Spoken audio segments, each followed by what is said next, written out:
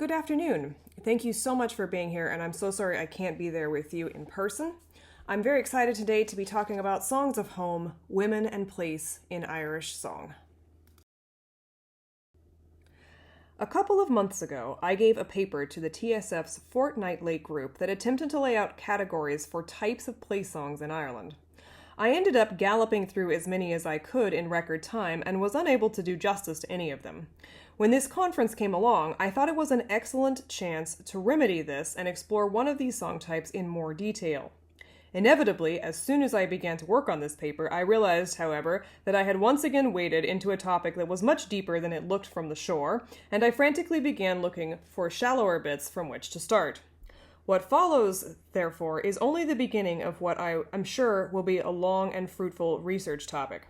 Today, I will begin with a short description of the types of song that connect women and place, and an exploration of two songs in particular that might shed light on this connection.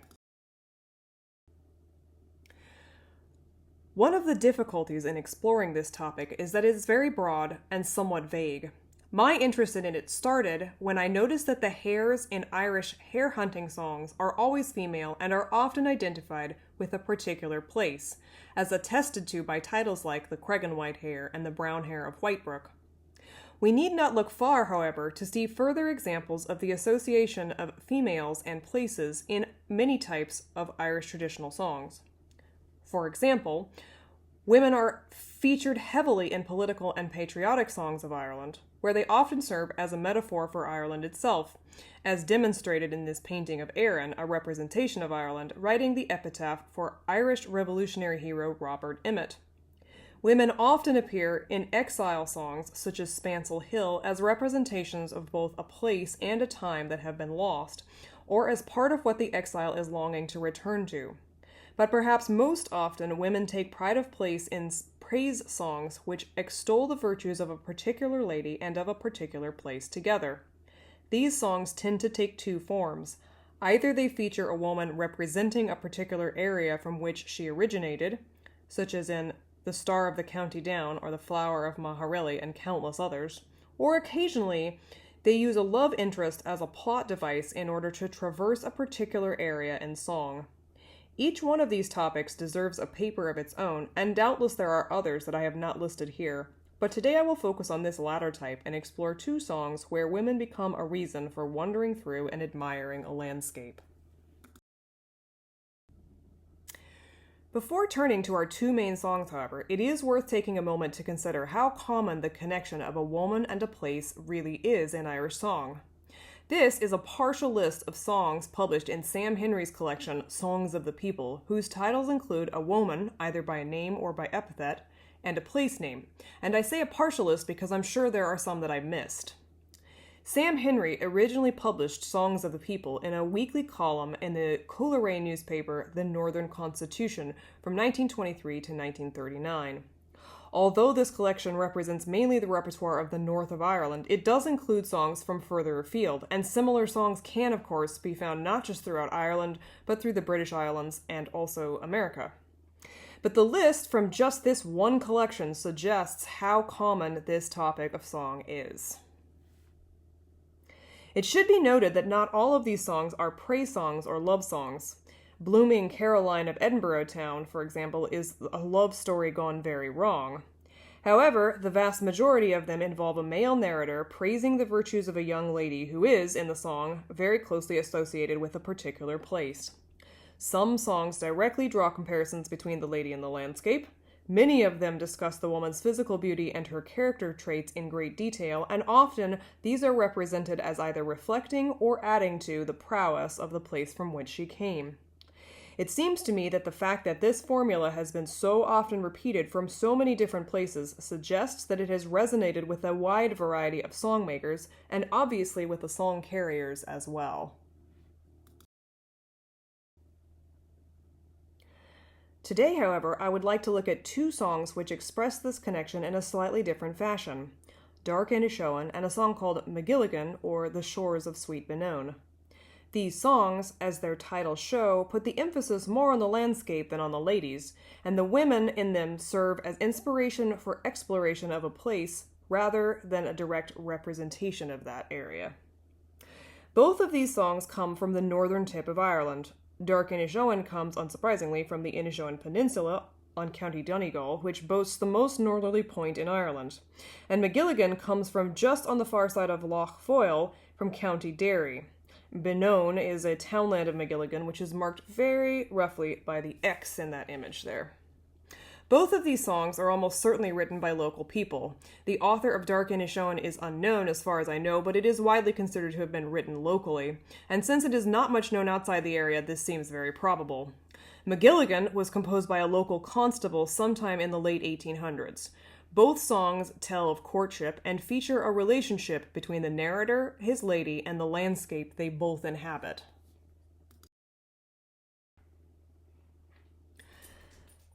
Let's first look at Dark Inishowen. I'm going to be very cheeky here and sing you a few verses myself rather than playing a local singer, only so I can skip verses and just give you an idea of the story.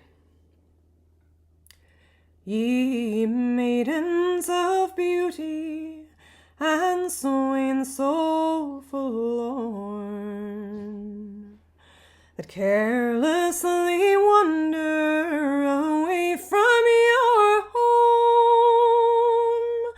I am off by the moonlight and by break of the morning. I'll be found in the valley of Dark Inishowen. I've roved round a place they call Fair Clonmany, in search of a sweetheart that I might adore, but a maiden to love me I couldn't find any. From Meandoran Bridge to the Gap of Mamore, still 'twas back in the shades of Old Barn and I found you. That valley o'ershadowed by mountains so grand, and I prayed that good angels would ever protect you, as I placed a keepsake on your little white hand. But now I am stationed in County Fermanagh, so far from my loved one and far from my home. But when I return, it will be to my dear one that I left in the mountains of Dark Inishowen. Dark Inishowen is still regularly sung in the area today and exists in at least 2 different versions. The plot involves an unnamed but presumably male narrator who is searching for a wife. This search gives the narrator an excuse to wander around the peninsula, describing the landscape and naming various places as he goes. Eventually, his search is successful, and the final verse details how the man is now stationed in County Fermanagh, but longing to be back home with his lady. It is interesting that this song essentially becomes a song of exile in this last verse, even if it is only to an adjoining county. The theme of the man leaving and the woman staying behind is very common in Irish songs and is doubtless a reflection of a world in which men frequently left home for long periods to find work, fight in wars, emigrate permanently, or go into exile for one reason or another.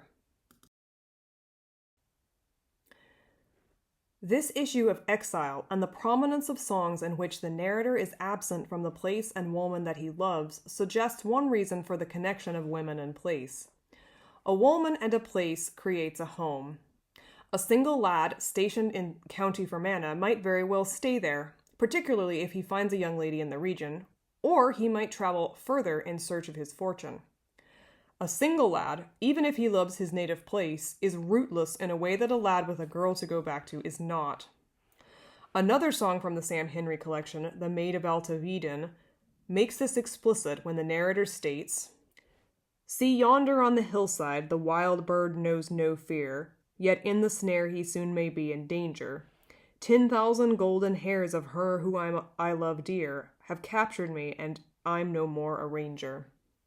Although there are many immigration and exile songs where the man never returns to his home, a man who has left a sweetheart behind him generally seeks ever to return, even if he doesn't manage it, rather than create a new home or future in the new country.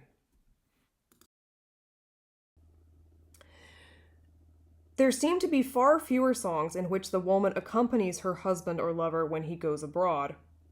However, when she does, she often goes to stay. In songs like Craigie Hill or The Green Fields of America, the clear intention is to leave Ireland permanently and build a new home in North America, a fact which is symbolized by the woman making the trip as well. However much a place may be missed, a home can be recreated if the woman comes along. If, on the other hand, the woman who is sought after is not interested, the place itself seems to lose much of its charm. Many praise songs end with the narrator either leaving or threatening to leave if he isn't successful in his courtship, as seen in another Sam Henry song, The Maid of Croagmore. "If I don't gain this handsome maid, I'll leave my native shore, and bid farewell to all my friends that live round Croagmore." And likewise in The Maid on the Moor Shore, where a rejected suitor laments, "Farewell now to Lord Edmund's groves, likewise the bleaching green, where the linen webs lie clean and white, pure flows the crystal stream, where many's the happy day I spent, but now, alas, they're o'er, since the lass I love has banished me far, far from the Mourne shore." In songs like The Maid of Coolmore and The Flower of Gortade, the lady immigrates apparently on her own, and the young man, after some hearty lamentation, vows to go after her. It should be noted that there are similar themes in songs with a female narrator. In the great Fermanagh song, Edward on Loch Erin's Shore, the unnamed female narrator mourns her lover who has been exiled for 7 years. She wishes that she could go to him to make the time pass quicker before they both return to Loch Erin. Likewise, a County Antrim version of Kelswater, also found in Songs of the People, features a young lady whose lover has gone abroad and promised to return to take her with him. This combination of a woman and a place making up a home is seen with even greater effect in the song known as either McGilligan or The Shores of Sweet Benone. This song appears in Sam Henry's Songs of the People and is still a great favorite in the area today. It was recorded in 1966 by the great Eddie Butcher, a singer from McGilligan himself. And we'll hear a verse and a chorus of his song here. "Oh, kind friend, I'm just come here tonight to sing to all of you about this place like wine my love she loved down near the sea. She was born in McGilligan with its mountains bold and grand, and the first place that I saw my love it was down upon the strand. Through Ben Neven rocks so lofty, where the ravens build their nest, I oftentimes took her for a stroll and clasped her to my breast. And just as we are returning after walking the whole day, near to sweet Duncron, I pressed her hand and thus to her did say, we will never leave McGilligan, my Mary dear, and die. For if we'll leave McGilligan, I'm sure we both would die. We will comfort one another while there remains a stone in that pretty little cottage on the shores of Sweet Benone. Hugh Shiels tells us that the author of the song was a Constable Finnell of the Royal Irish Constabulary, and was said, quote, to have made the song for a concert towards the end of the century, unquote. Like Dark Inishowen, this song uses a lady as an excuse to traverse a landscape in verse. The song recounts various walks that the couple take to scenic parts of the area, always entwining the couple's mutual love for each other and the place. Although it is a courting song in the sense that it begins with their first meeting and the relationship seems to grow throughout the song, it is all in the past tense, and the result of the courtship seems settled from the beginning. The focus of the song, therefore, is on the pairs enjoying each other's company and the grandeur of their surroundings. The woman in this song, Mary by name, is a much more real and present character than the diaphanous lady of Dark Inishowen. She is clearly a great walker and a vivacious companion, and seems to be as fond of the region as the narrator is. The final verse shows the pair standing on McGilligan Point, watching an immigration ship leaving the country loaded with young people. Mary and the narrator kneel and pray for the safe passage of the ship and repeat their vow of never leaving the place themselves. Whether the song was written in response merely to the mass immigration happening at the time, or if there was some specific event in the life of the author which raised the specter of immigrating himself, we shall likely never know. The result, however, is a depiction of a man who is well contented where he is, with his heart and his house both in order. McGilligan shares some characteristics of a roving out song, in that it features a man sallying forth and recounting what he saw along the way. Yet it is slightly unusual in that the lady comes along for the adventure. Many familiar songs feature a young man roving out and meeting a woman along the way, but in this case, the woman is introduced in the second line and becomes a companion for the plot rather than the subject of the adventure. This element of companionship within the landscape offers an interesting variation on Roger Renwick's framework of gender-defined spatial domains. Renwick defines the act of going out in the context of traditional songs as one that offers both adventure and peril. He defines out as, quote, a place beyond the boundaries of one's customary context, ground where everyday rules do not apply and where one is freed to participate in an unusual adventure, end quote. He demonstrates that going out of context is an adventure for male characters, but it often results in danger for female ones. Tolkien and Wilgus later expanded on Renwick's work and showed that the reverse is also true, and that being in a home or domestic setting is often a space where, quote, women are more likely not to only be safe, but in control, end quote, and that entering them is, quote, disastrous or embarrassing for men, end quote. Although Renwick in particular has been rightly criticized for occasionally veering so far into the theoretical that he loses sight of the songs, I do think this overlap of gender roles and spatial domains is supported by the songs themselves and is therefore worth considering, particularly in the context of women and their association with place. McGilligan offers an intriguing middle path here. The first thing that we are told about Mary is that she was born in McGilligan, making the whole area in some ways her home place. Interestingly, the narrator never reveals whether he himself is from the area or not. I did find a census record suggesting he might have been a Belfast man originally, but I am not sure if this is the right person, so research on that is ongoing. Either way, what is presented is a situation in which Mary is in her home context, even if it is a whole area rather than a specifically domestic one. The narrator, however, can rove out in the same space, and although he does not encounter the sort of high adventure or danger seen in many of the big ballads, he does get the girl, as it were, and both of them coexist happily in the same spatial domain. In conclusion, the connection between women and place is a complicated and nuanced one, which often seems to ask more questions than it answers. Women seem to serve as a sort of anchor, a tangible reflection of what the narrators most value about their local places, and also as a reason to put down roots and call a place home. The fact that so many of these songs seem to involve both leaving the place and the woman suggests that loss of or longing for home is a central aspect of these songs, and perhaps a reason for their creation. This research also throws into high relief one of the central tensions of traditional song scholarship. The connection between place and woman is clearly something that came naturally to songmakers, But in attempting to unpick the reasons or inspirations behind it, we are always in danger of losing the essence of the song and simply reporting our own assumptions and interpretations as some sort of fact. Although I think that the framework of gendered spatial domains might be useful in thinking about these types of songs, I can hear the shouts of, "But the singers don't think about these things," echoing in my ear as I write. This is, of course, entirely true, but such repeated patterns or formulae or traditions or whatever you like to call them do exist within these songs, which suggests that the songmakers must be aware of them on some level and make repeated use of them, and that they must resonate with the singers as well, or the songs would not be carried. It is one thing to recognize this, however, but to try to express it in prosaic terms often leads to loss of nuance and chronic overthinking. We must, I think, remain curious about things, but keep a wary eye out for taking ourselves and our theories too seriously.